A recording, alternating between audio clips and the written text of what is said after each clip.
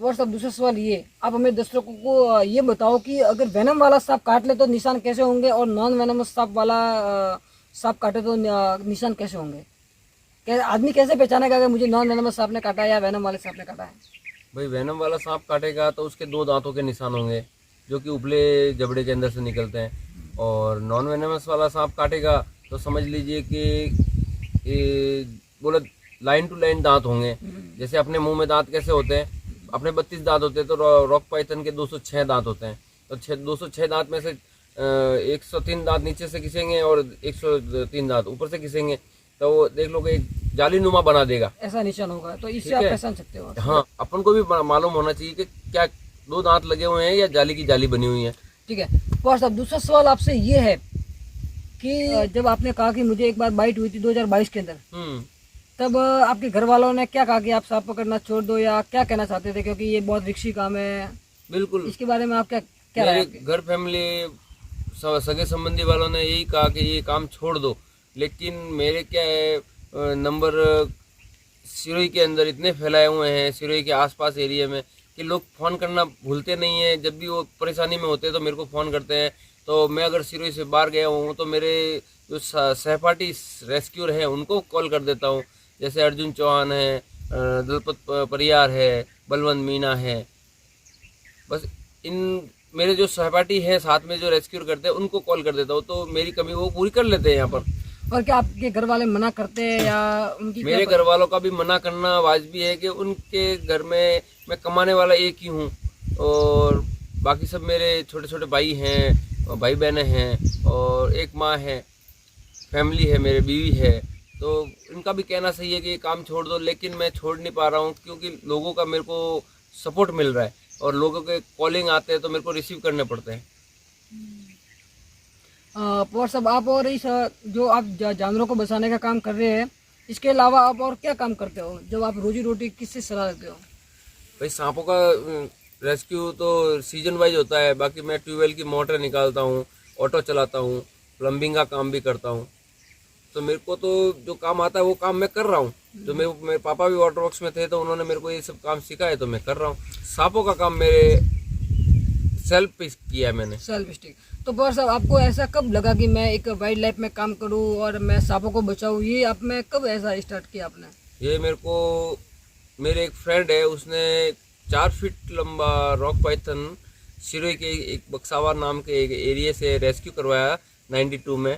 तब से मेरे को ये हुम्मस जाग गई अंदर से कि मेरे को रेस्क्यू करने हैं तो रेप्टाइल्स को ही बचाना है, और रेप्टाइल को बचाते बचाते मेरे को आज 20-25 साल से ऊपर हो गए। यानी कि जब पहले 2022 के बाद की बात है, ये 92 के बाद की बात है। हाँ, 30 साल पहले की बात है, जब आपके दोस्त के साथ हादसा हुआ था। उन्होंने क्या हुआ था उसमें?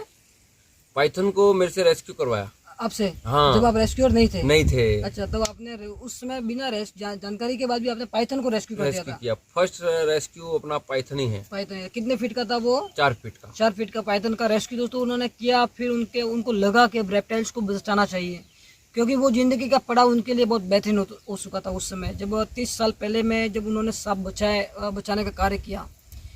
क्योंकि दोस्तों कहीं ना कहीं अपनी ज़िंदगी में एक ऐसा पड़ाव आ जाता है जब हम कुछ करना और चाहते हैं और हमसे कुछ और हो जाता है। क्योंकि लाइफ में दोस्त इसमें क्या होता है कि अगर जब हमारा मिशन है कि हमें सांपों को बचाना है, तो फिर हमारे दूसरा हमें कुछ नहीं लग सकता कि क्या है इसके प्रति क्या प्रतिक्रिया है, लोगों की क्या भावना है। और साहब आपका सवाल ये, जब आप कहीं सांप पकड़ने जाते हो तो उस समय लोगों की प्रतिक्रिया क्या रहती है कि आप सांप पकड़ रहे हो, और आपको क्या सावधानियां बरतते हो आप उस समय?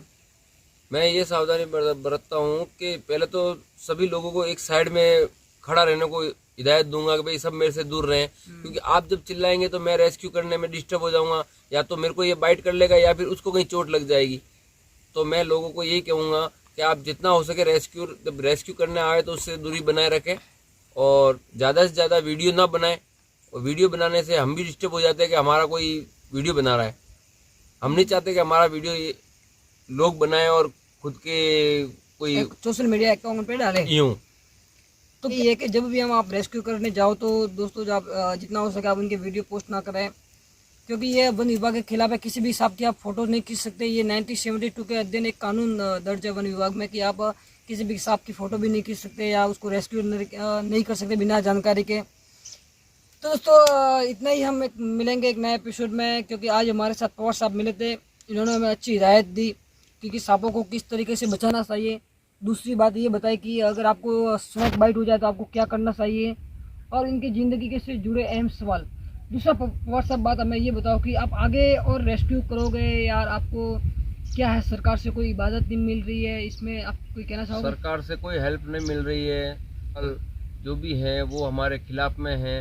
वो चाहते हैं कि हाथ भी ना लगाएं और रेस्क्यू भी करें, और बगैर औजार के तो आप रेस्क्यू कर नहीं सकते। उसको हम चाहे कट्टे में डालें चाहे डिब्बे में डालें, लेकिन एक रेप्टाइल की जान तो बच रही है। आपको एक ही जगह से पार्टी के घर से डर निकाल के तो ले जा रहे हैं हम। पार्टी हमको डर निकल के ले जाने पे ही आशीर्वाद भी देती है, धन्यवाद भी देती है। ठीक है, कोई पार्टी ऐसी होती है कि मारने में विश्वास रखती है तो हम बचाने में विश्वास रखते हैं। कोई होता है बचाने में विश्वास रखता है तो हम भी बचाने में विश्वास रखते हैं। हम उसको ले जाके दूर जंगलों में क्यों रिलीज करते हैं कि वो अपना जीवन यापन कर सके सही ढंग से, और अपनी आगे की ज़िंदगी भी राजी खुशी बिता सके।